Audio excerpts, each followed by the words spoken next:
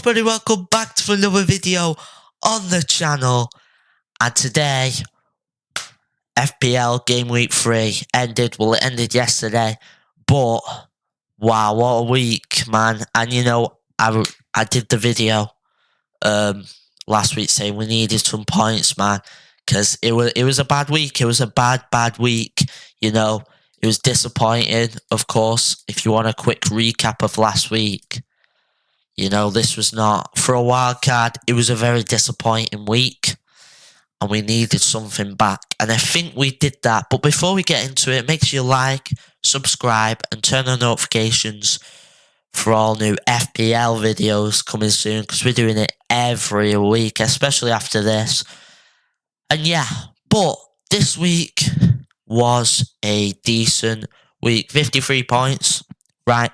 How do I even measure that I did well? Well, it's pretty simple. If I beat the average, I've done well. And the average was 48 points. I beat the average. And it's the first time I have beaten the average. Which is very, very good. And I think I did well. I think I made a lot of good decisions this week. And that was starting off with the captaincy, Haaland, right? It was a risky captaincy, right? Away at Brighton. City ended up losing, but it didn't matter because Haaland got a goal and he got man of the match. And in the end, he gets 9 points, which is a great 18 points for the team. Very nice, you know. People captain Salah blanked. Gyökeres blanked, which there is room for concern with Gyökeres, which we'll talk about in a second. But Haaland brought it home. Haaland brought it home for us, as well as some other, you know, players. Mainly 4 brought it home. Everyone else blanked. And Mbeumo as well, 10 points. Scored for Burnley. He did well for us. And this cheeky little Chris Richards got us 8 points, which is very, very good, of course. You know, when I brought him in, 4.5 million, cheap as chips, and he has done brilliant for us. He has done very, very well. And Sanchez, bringing 6 points, Chelsea clean sheet. You know, he's proved to be a good signing. And overall, a good week, of course. You look at these arrows, right? They speak for themselves, right? They speak for themselves. And it's not bad. 141 overall points.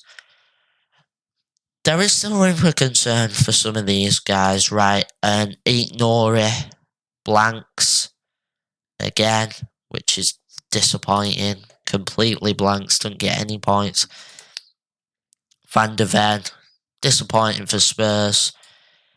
And some blanks like Kudus. Joshua King, by the way, I'm upset about that because he scored, right? And even I want to get this right, the PGMOL, I think. I don't know if that's true or not. But basically, they said, yeah, we got the wrong decision. Is it? Wait, hold on, let me check. Yes, the PGMOL admitted they got the decision wrong, right? And they said Joshua King's goal should have counted. Personally, why aren't you counting it? But Sanchez wouldn't have got a clean sheet, so I'm not too mad. I think he would have scored, though. It would have got me more points than Sanchez clean sheet. But I'm not too mad. I am not too mad. Elliot Anderson, you know, just starting is okay. Only 5.5 million. Of course, West Ham, batter Nottingham Forest, feel bad for Chris Wood owners there. And any defensive owners, well, defensive players that you have for Crystal Palace. But a good week. Good decisions with Muniz, you know, the bench. Disappointing now. Sad thing is that there's the international break. I know everyone hates an international break, but you know, we can do an early sort of preview. I might do another video ahead of game week 4, but let's just do some thinking right now. Of course, I'm not sure what I'm going to do yet, but I'm going to look at each player, why they should go or why they should stay. First of all, you got these 4 million, right? Andy Moore. No, it's not Andy Moore, Simon Moore. And although he is not starting, he is just a bench man. Of course, if I were to replace him, it'd be Dubravka, who is clearly the same price. So I don't think that makes a whole lot of sense. So it'll probably just stay. You know, we've only got 1 free transfer. If I had 5, of course, I would do it, but I've not. Same with this Alex Moreno. Of course, he's gone, right, to Girona. Which, you know, he will be good. He'll go eventually when there is a free transfer, but there's no point in doing it now. Estive, I'm not mad at Estive. He can stay. He's a cheap defender. There's no point getting rid of him. He starts every week for Burnley. Chris Richards is definitely not going. He's going to be starting, especially with some of the fixtures coming up. Of course, Liverpool in 3 weeks, but Sunderland at home. You'd like to think that Palace don't concede there. And West Ham, you know, is West Ham away. I'd guess they'd lose that, but don't know. You never know. You never know. And for 4.5 million, he is very well priced. Aït-Nouri. I don't know about him, man. He got 9 points at the start, but you know, some difficult fixtures. United, Arsenal, Burnley at home isn't bad. If I were to replace him, it'd be an Arsenal defender. It would probably be Gabriel. Saliba's injured. It would probably be Gabriel, and that could happen, right? Arsenal don't concede, of course. They concede against Liverpool, but I don't know. I think we'll have to think about that one in depth, because if you look at Arsenal's fixtures, they've got Forest at home, which I'd hope they don't concede any goals in that. Then they've got Newcastle away, which they probably will end up conceding in that game. And then they've got West Ham at home. So some decent fixtures for Arsenal. We'll see about that. But now and also, before we go to the midfield, which I think I'm pretty glad with my midfield, Van de Ven, he's going to stay. Look at these fixtures, man. And he's only 4.5 million. Well, that's how much I paid for him. Right. He can stay. You know, he starts, and I feel like Tottenham will still start to do well. So that is not a problem. Now the midfield, right?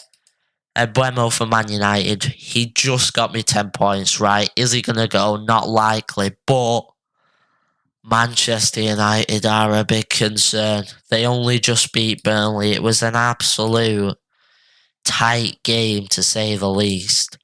And they won it by getting a penalty in the 96th minute. But, you know, a win's a win. It's Josh King. He's going to stay, 4.5 million. Very cheap, and he starts for Fulham, so not mad about that. Mohamed Salah.